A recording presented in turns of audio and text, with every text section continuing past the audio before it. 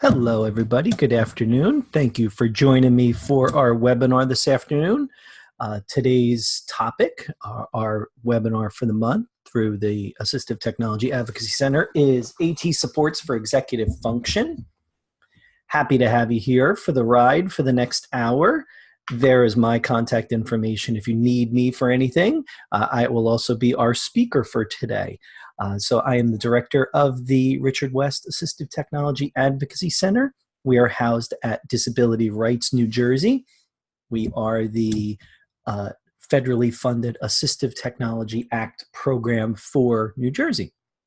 So please reach out to us through our website, drnj.org/ATAC. You could follow us on Twitter, and that's at ATACNJ. And then there's my email address if you need to reach out to me for any reason, mmarotta, MMAROTTA, @drnj.org. Like I said, I'm happy you're here today. A couple quick little housekeeping things, nothing too intense for sure. We are recording this, so this will be available on our YouTube channel after the webinar is done today. So you can go back and review it. You'll have access to that recording. Like I mentioned before we started recording, the microphones are muted. So at this point you are muted. You do have the ability to participate through the chat if you would like. You can pull that up from the menu bar in the Zoom software, whether you're on the computer or the tablet or a smartphone, whatever you're watching this on from. If you would like to ask your question out loud, I'm game for that too. I'll stop at different parts and ask for questions or comments, and feel free. Unmute yourself and jump right in. I'm all for it. I'd love to have a little bit of conversation. I'd like to have a little back and forth. Never hurts to have some conversation back and forth. So we'll dive in. We'll talk a little bit about today this idea of what can we put in place for an individual with a disability to provide them some AT support in the area of executive function. I'm going to try to keep this as broad as possible. What's interesting about a lot of the tools that I'm going to show is I honestly don't know if it matters whether we're talking about a child, an adult, a certain type of disability, a certain age group. I don't think any of that really is going to matter, which is kind of fun when we think about this. It's tools, strategies, and supports for anyone who is struggling in one of these areas. And so when we think about the idea of what is executive function, what does that mean? So here's the official definition of executive function. So a set of mental processes that help connect past experience with present action. I think the second part of the definition is the part that really helps us kind of wrap our brains around what we're going to talk about today. But it's this idea of looking for supports that can help someone perform any number of these activities. And then this list, I think, is where we start pulling our ideas of AT supports from. So what are we looking at? Activities that include planning, organizing, strategizing, paying attention to, and remembering details, plus managing time and space. So that's a lot. There is a lot packed into that definition that we need to address. So when we think about that, these areas of focus and these places where someone can have difficulty are pretty wide-ranging right now. I think each one of us could probably comment that there's been a time, maybe even a time today, that we've struggled with one of these things already. I know I certainly have. There's issues that pop up all the time. We're talking about this idea of organization, managing our time, making sure we are addressing tasks that we need to do and completing them. Also wrapped up in that is the two big areas of reading and writing, and how are we moving through activities with supports for reading and writing to support us in organization, time management, task completion. So there's a lot of other pieces in place there.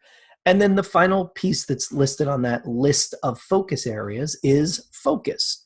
How do we ensure someone stays on track to complete the things they need to complete? Lots of areas of focus. as with anything in any area of technology that we talk about, we have to talk about the idea of making sure we are matching someone's needs to the technology that is in front of us.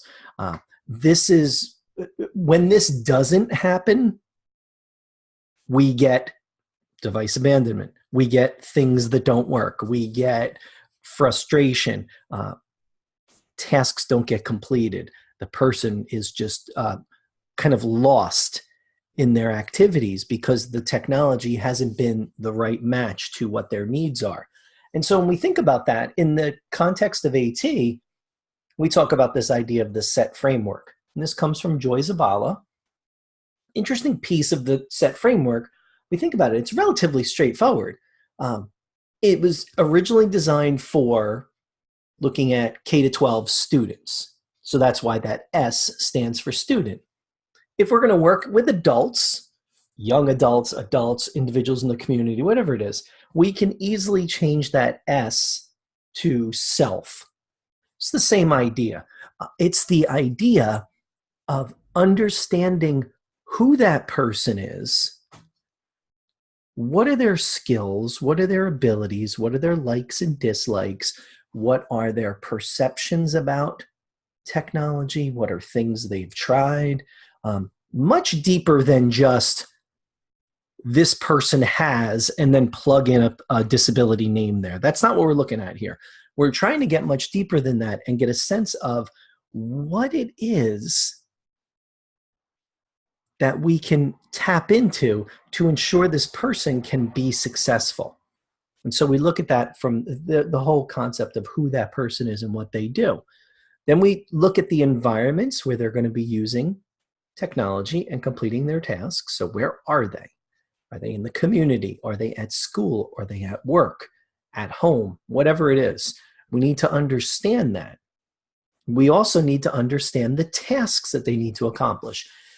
These are the pieces that drive the technology, not the other way around. I think oftentimes where we get in trouble, and I'll throw myself in there too, where we get in trouble is when the technology drives the entire process. And if that's the case, we end up with, many times, technology that does not work because we let the technology drive the show instead of taking a step back and trying to get a sense of who is the person, where are they going to be doing this activity, what are they going to be doing. Then the technology itself becomes actually quite easy to figure out because what we're doing is we're getting a sense of what are the features we need, and then we just simply match that to the tools. If we try the other way, if we try to just start at the tech and work backwards and then match it to a person, we end up, like this picture, in a spiral of tools that we're just randomly trying to have work. And then we end up with a lot of frustration. Frustration for the consumer, frustration for the team around them, and oftentimes a prolonged time period before we get success. And so we'll talk about a little bit about tools now. And again, as we go through, I'll give you my kind of standard warning I always give when we start talking about stuff. We're talking about the tools. And we will spend the rest of our time basically talking about tools with this one caveat, this one warning. This is not meant to be a shopping list for anyone. I will show you tools that do kind of the same thing, but have slightly different features. And so again, while we're talking about these, you'll as we go through and I share them, listen to the features I describe that these tools have, because that's the way I will put those out. You will not, and people will try to catch me and say, what is the best blah, blah, blah app, whatever that is. What's the best calendar app? And what's the best reading app? The best is all relative. The best changes from person to person. The best changes potentially from activity to activity.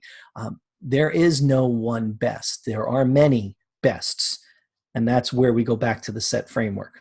So now that I've jumped on my soapbox, I'll jump back off of it and we'll continue on our conversation here. What's interesting, and what I like to point out to people, especially in this area of supports for executive function, don't discount the apps you already have in your device. When we're talking about young adults, high school age students, middle school age students, adults in the community, just about everyone has a smartphone. Now, not everyone, but just about everyone. Those devices come with a wealth of tools already in them that we can use to support an individual in this area of executive function. So there might not be a lot of reason at time to go out and purchase other apps. We might already have the tool we need. You need a calendar? There's a calendar already in your phone. You need a note-taking app? There's a notes app already in your phone. How about a reminders or a to-do list? That exists already in your device. Contacts, yep, you got that too. A clock, you have that for timers and organizing alarms and things like that. Those things exist in your device already. And the picture on the screen is showing you the icons for an iPhone. I could make the same slide and show you the icons for an Android phone. They would have the same types of tools. Their icons would look different, but their tools would be the same. So think about them and think about how you might be able to use them, because you might not have to buy anything at all. Now, like anything else, if the features of those built in don't work for someone, well, that's another story. Then we look at finding other tools. In a couple slides, I think it's just a couple, I'll show you some example of some calendar apps. And we would move to these calendar apps if the existing calendar app in your phone did not work for the person. Maybe the person's a non-reader and that having the calendar app that comes with the phone does not provide enough support. They need additional levels of support. So we'll talk about that. But these are good starting points. Get familiar with what is in your device that you have already. I know it's not on the slide, but I'll take a slight detour now and also point out the idea that spend some time looking at the built-in accessibility features of your device also, because it might provide additional levels of support for people. If you're a non-reader, turn on a function that will let it read to you. If you want to dictate into the device, turn that feature on so you're able to dictate. I think there's a lot of ways that we can support someone with just what they have already. So as we start thinking about it, and some of this we might kind of jump in and out of different things, so kind of bear with me a little as we move our way through this. We start with this idea of organization. So how do you organize someone? What's interesting about the areas we're going to talk about as we move through some of our topics today, a lot of these areas of focus are very specialized, meaning that what works for me might not work for you. And I think we have to be aware of that. And I think if we're working with an individual with a disability to help them figure out what's going to work for them, we need to be very aware that our system might not be the best.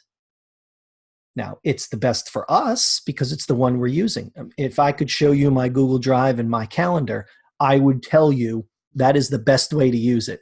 And what I'm really telling you is I have found the best way for me to use those tools. So we have to remember as we put some of these things in place, think about who we're working with and be open to trying different things. You know, this idea, and we're in an interesting moment with tech now where a lot of our tools are available to us anywhere we go. They're cloud-based. They're connected to an account that we own. No longer do I have to store things on a specific device. And especially when we think about organization and file management. The items shown on this screen, whether it's Evernote on the top left, Dropbox on the top right, Google Drive on the bottom right, or OneDrive on the bottom left, those are cloud-based file management systems. Doesn't matter which one you use. None of them are better than another. just becomes which one makes the most sense for you. More importantly than which one do you use, it's how does the person use it. Organization in that becomes a key. How do you organize files? How do you organize folders? Is it color-coded? Is it alphabetical? How do you go ahead and put these pieces of information into a structure that the person can find, navigate through, and use effectively? I think that becomes our trick with these. And so, if you would ask me, I would say you should use Google Drive. Well, that's because that's what I use. But maybe OneDrive works for you. It doesn't matter. Think about those. Know that the options are out there. Know that we're at a point now where, because these things are cloud-based, I can get to my files anywhere on any of those tools on the slide that are described above there. I can get to them on my computer. I can get to them on my phone, my iPad, my laptop, my desktop, doesn't matter. I can get to my files anywhere. I don't have to worry about where they live because they're always available for me. The other area, this is a tricky one. Calendars are tricky because of that exact reason that we just talked about, this idea of what does the person want to use this tool for. And so you think about this. Calendars are very common. We all probably have one. I'm assuming we all have one. But they are very specific. And so what's interesting, even the picture on the slide there, the calendar on the left is my iPad, which I don't push anything to. Calendar on the right is my phone. And that is a whole other animal. That is a different way that's used to organize myself. And so we think about that. You're putting a system in place to organize someone's life. Now we have to come to these decisions as we start putting this together. What does this person need to manage? Is it school assignments? Is it work assignments? Is it personal appointments? Is it all of those things? And if it's all of those things, how are we going to set it up so that the person is able to effectively move through it? Color coding, putting things in a system that makes sense. Those are the things that have to come together. And so we think about that. And a great example always, and I do a lot of work in schools. And I think with schools, it's interesting. The first day of school comes, or the second day of school. It's right in that first week. Most schools still, to this day, give every student a planner for the year. Right? They give them a paper-based planner book. Go back and see how many of those planner books are still around in the second week of school, or how many of them has been lost, destroyed, just disappeared. They're at the bottom of a locker somewhere. They're stuffed in the bottom of a backpack, whatever they might be. Because the idea of forcing a tool on someone without a strategy of how to use it, or even determining if that's the best tool for them, leads to device abandonment. And so I think with calendars, we have to be very aware of that and get a sense of what makes more sense for someone as we go through and look at those different features that are in them.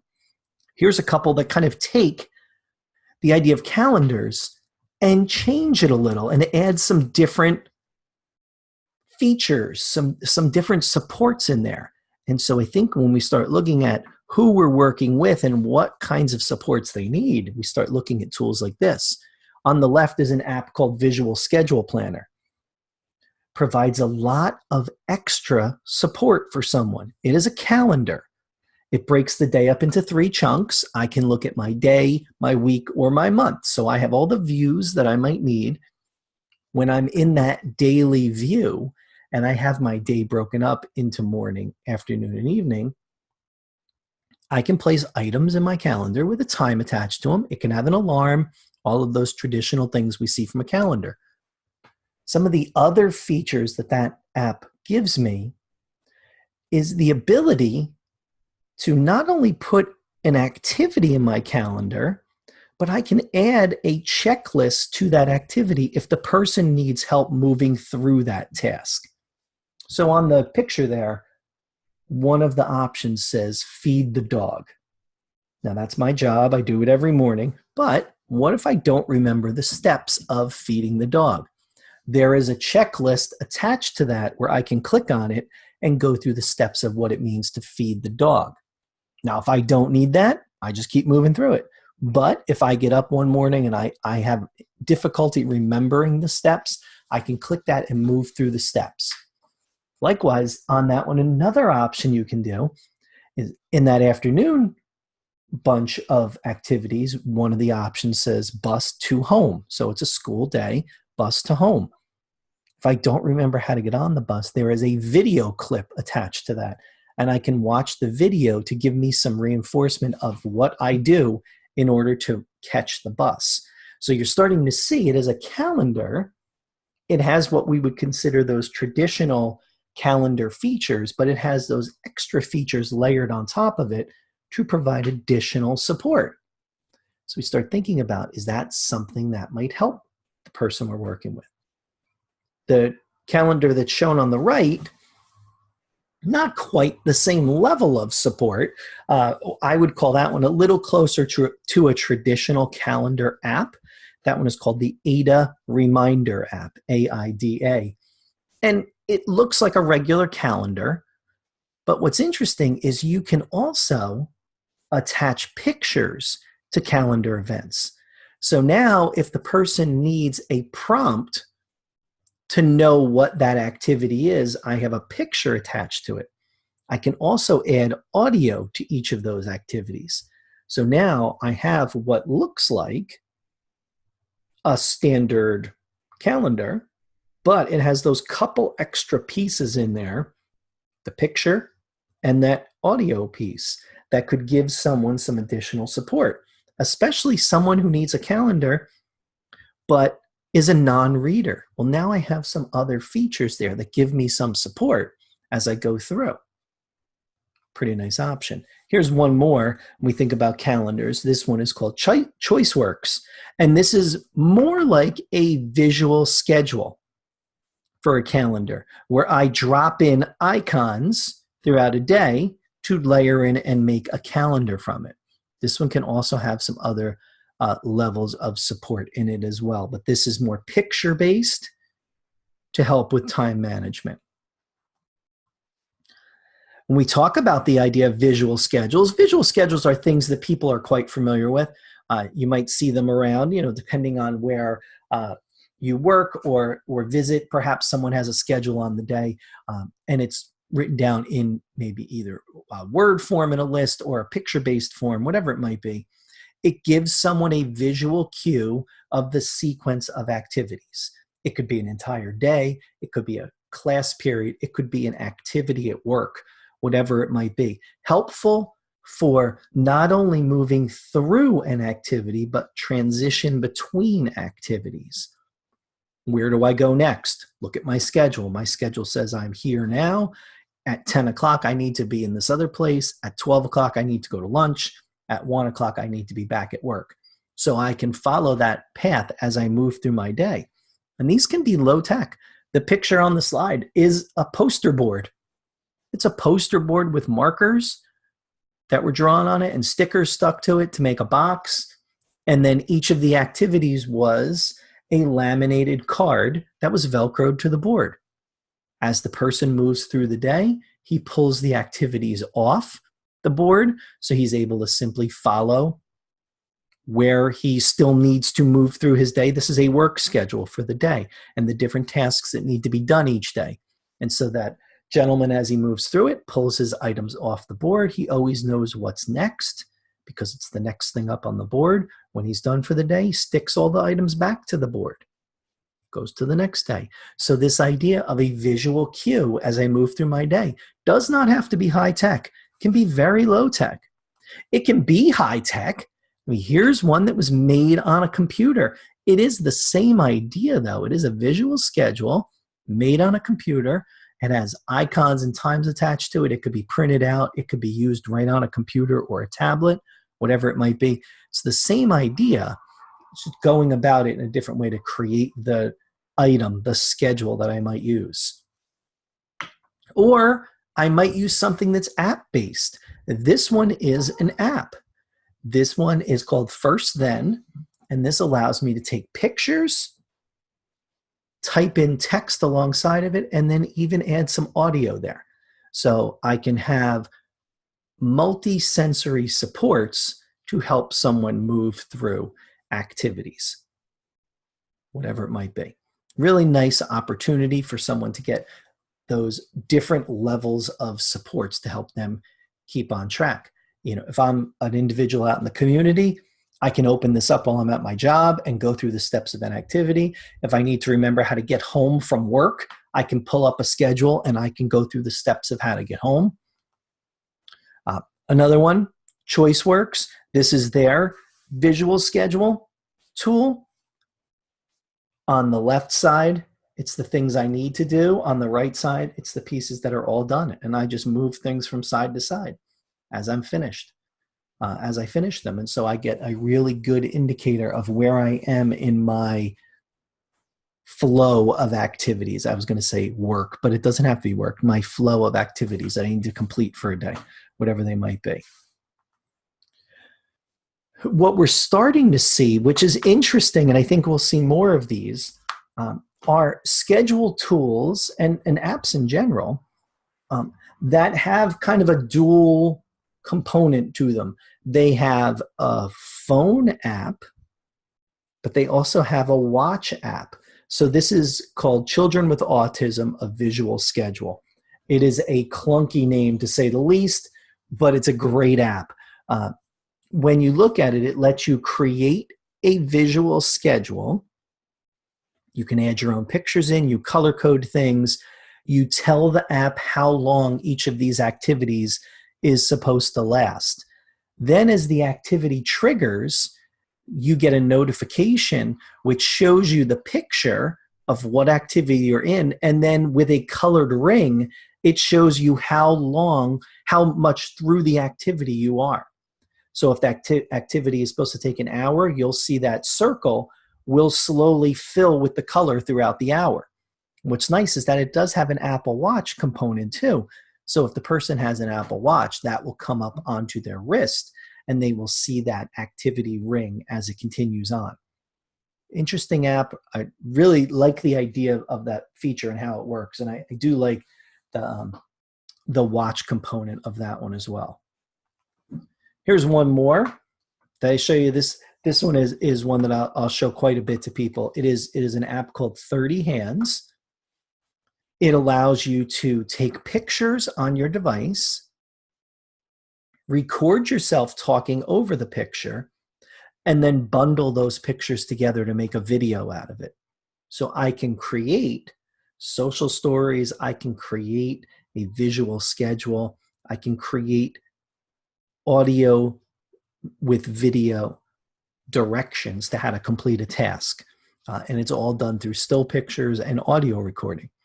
And then you can export those out. And what's interesting is that once you export out the video, the person does not have to own the app in order to watch the video.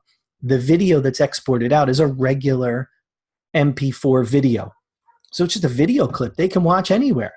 And so you could make these little videos and post them up to a website, share them with another person, and they could open them right out of the photo app in their phone and watch them. So a really nice tool for that.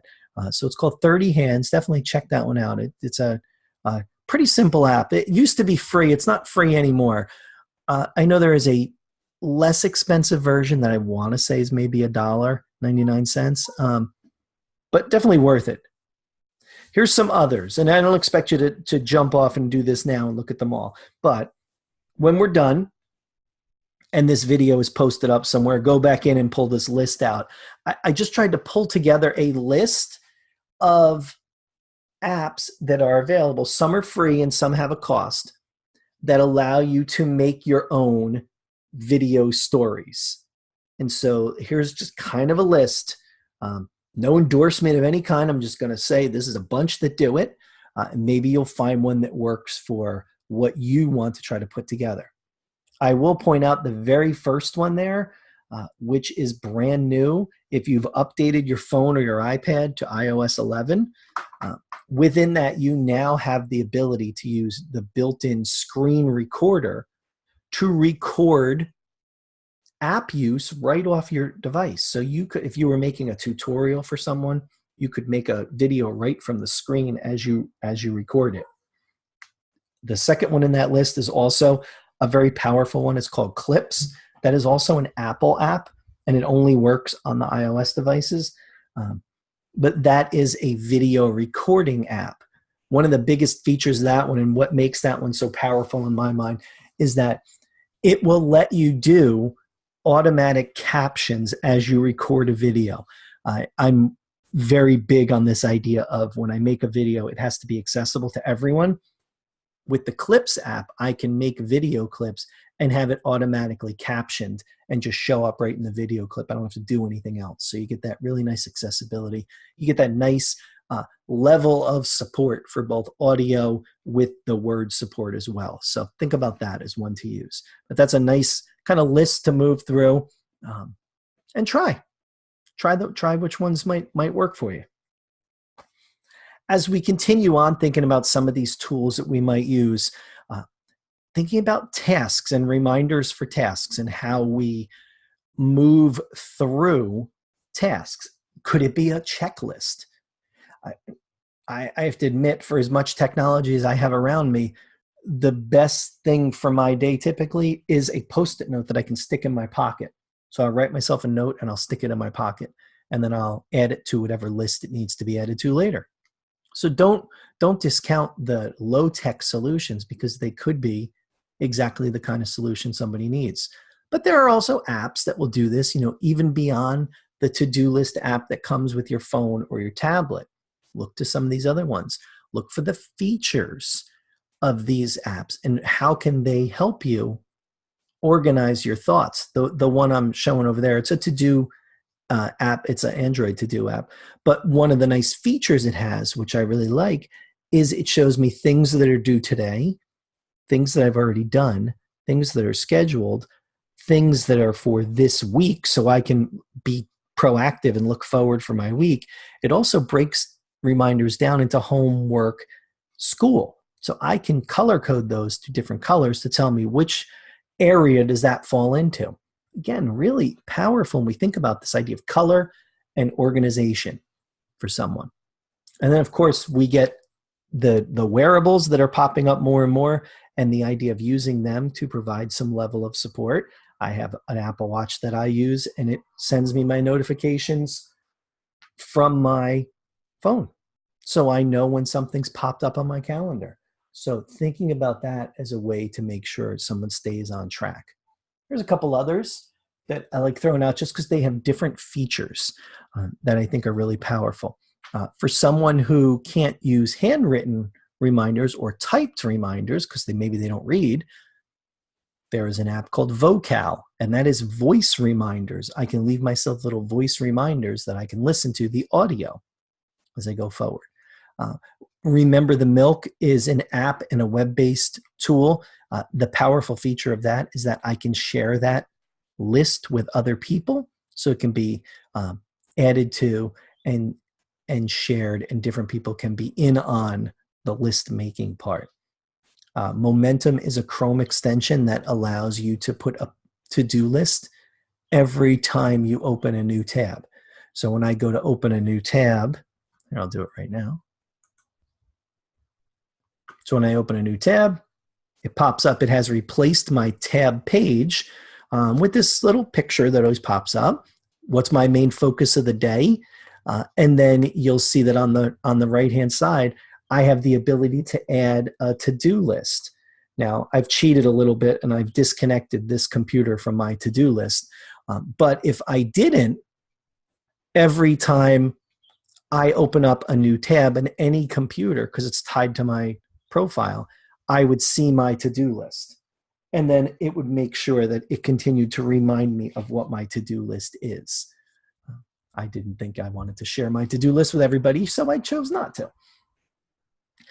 As we go forward, the last one there is called Paperless, another task app. The piece I like about that one, it's really easy to use. I've had a lot of success with this, using it with consumers, because it is simple.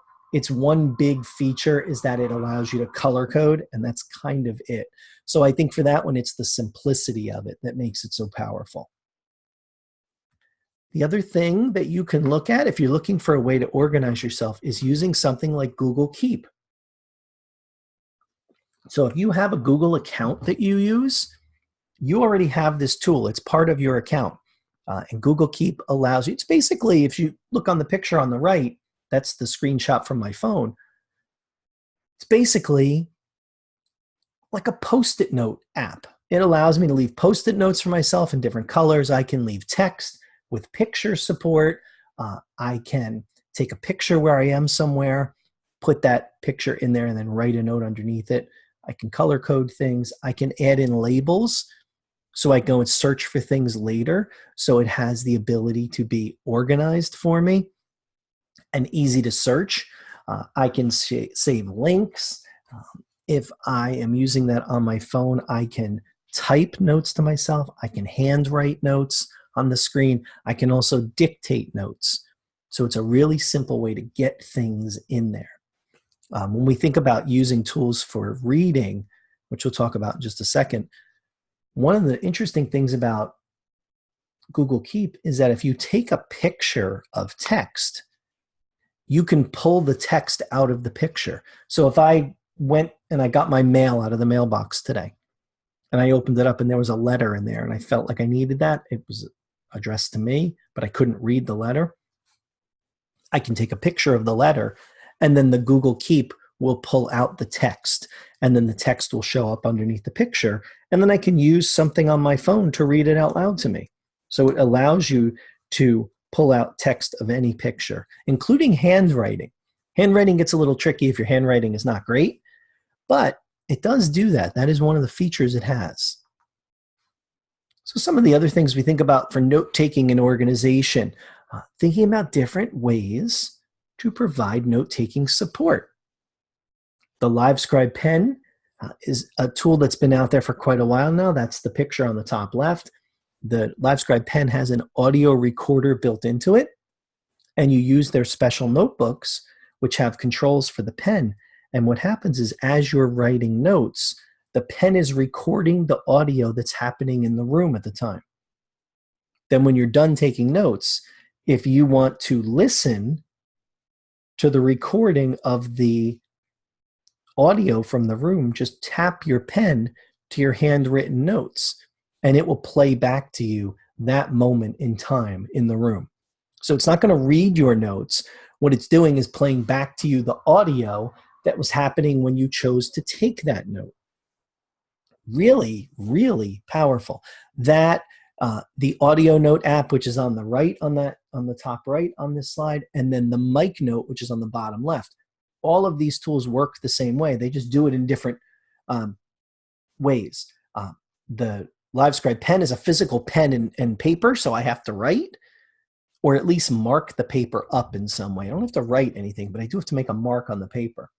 On the audio note and the mic note, audio note is an app, so I type in the app and it puts a timestamp next to it. On the mic note, that's a browser tool, so that works in Chrome. Works the same idea. I type, and then it attaches the timer to that. So it gives me that opportunity to go back and listen to things. Don't forget about this idea of just straight out recorders. Whether it's recorders that are free, the audio recorder on the right is a free app, which works in Android, lets you to record things. The top left is called Just Press Record, which is a recording app, but that has the added feature of it has a watch app also. So if someone wants to leave themselves reminders throughout a day, if you want to record what happens in an appointment or a meeting or something like that, or a class, you could use some of those and then organize those and save those in some way. So pretty straightforward tools for that.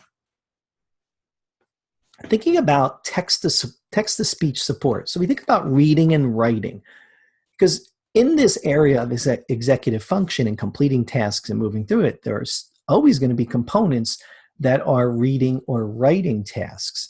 And so I've given you some examples here, this kind of suite of apps from the company called Voice Dream. And they have 3 different apps that they have. They have Voice Dream Reader, which is on the left, Voice Dream Writer, which is in the middle, and the Voice Dream Mail, which is on the right. And the reader takes any digital text on your device and reads it out loud to you. So I can hear text read aloud. The writer piece is basically like a word processor, but it has the ability to read that work out loud to me, so I can have the text-to-speech support for editing and revising. And then the mail actually connects itself to your mail account on your device and then gives you the ability to have your mail read aloud. And I work with a young man who is out in the community working. He's a non-reader, but his boss at his job only communicates to the staff through email. And so the person I'm working with, he gets these emails from his boss and he doesn't know what they say. And so he needs to find someone to read it to him. Well, now we have this app on his phone. And so when his mail comes through, he opens it in this app and he's able to read it and listen to it. And then he uses the writer tool to respond. So he's used that as a way to give him some level of support as he goes forward and be more independent. Another thing as we think about providing support for reading is the ability to use apps to take pictures of text and have the text read aloud. And so this is one of the tools that does this. It's called Claro Scan Pen. And I will try the video. Hopefully it will run. Let me turn up my volume a little so you can hear it. Okay. And so the idea of this, well, I'll let the video play and I'll kind of describe it as it goes through. So what you do is you take any text. So there's a magazine. I use the app on my iPad to take a picture of the text. So it takes a picture, then the app goes through and it scans the text and converts it. And then I just drag my finger across the text and it will read it out loud. New Jersey and New York finally grew tired of all this fighting, and in 1769 petitioned King George to appoint a royal commission to define the boundary. So that's all that app does. But again, if that's all you need an app to do, well then to me that sounds like a pretty perfect app for you. And so I think it's a really interesting tool when we think about this idea of someone who doesn't read needing to move through their day and interact with text. I mean, think about how much text happens all day long that we need to interact with. It's something comes in the mail, it's directions for somewhere. I go to a building and they have something posted to the wall that's text. And again, if I don't read, all of those things are unknown to me. I have to figure out a way to navigate through them. This might be a solution. So this app is, I think it's about $7. So not a free app. There's actually one now that's free. It's called Prismo Go, P-R-I-Z-M-O. I'm pretty sure it's Z. Prismo Go. As we're sitting here, I'm going to pull it up on my iPad and look real fast at the same time. But that will give you the ability to do the same thing. And that one's free. Yep, Prismo, P-R-I-Z-M-O, Prismo Go. And that will give you that functionality, this idea of taking a picture, scanning through it, and having it read. If you have an Android device, the Claro Scan Pen is also available for Android. And the Android version is free, so you'd be able to use that one without a cost. Some of the other ones, we start thinking about focus. There are apps that will help us do this. The app on the left is called 30/30. So it is something where you set things in your day and then it runs a timer that tells you how much time you have left to complete those tasks before you move to the next. So it breaks your day up into 30-minute segments that you can pre-program and then work through it. The piece on the right is called Stay Focused, which is a Chrome extension which lets you go through and block websites that will perhaps be a time waster, or not even block them, but what you can do is set time limits for those websites. So as we go through the day, I pop in and out of Twitter all day long. I pop in, I look and see what's happening, I pop out. I go back and forth. If that became an issue, no one's saying it's an issue yet, but it could be. Just say it's an issue. I could set that and say I can only go to Twitter for 15 minutes in a whole day. And then what happens is I can still visit the website up until I go for 15 minutes, and then that website is blocked for the rest of the day. I can't get to it from my browser. So that might be a strategy. I like the idea of time limits versus blocking, because I know, and I've seen this with people I've worked with, children as well as adults. The minute I block you from some website, you spend all your activity and energy trying to get to that website. Instead of saying, oh, well, you have 15 minutes. Whether you use it in the beginning of the day or the end, you have 15 minutes. So think about how you use it. So it's a different way to look at it. I'll give you a little more before we wrap up. We have about 15 minutes. We'll talk about some of these future tools that might be coming and how those might impact what we do. First, we talked about a little bit, I kind of dropped it in as we went, but this idea of wearables and using them to provide support. And these we're starting to see more and more. The price is coming down on some of these tools, whether it's an Apple Watch, an Android Watch, or even some of the Fitbit tools. These are getting less expensive. They have certain apps that run on them. They will provide you with notifications of when things are happening. So they're connecting themselves to your phone, and then they will send those notifications. So we'll see how that can start to be used. Again, it's another tool for organization, for time management, and for being effective. Here is a less expensive version of the idea of a wearable, of a watch. I'm a big fan of this tool. This is called the Ditto, and their website is dittowearable.com.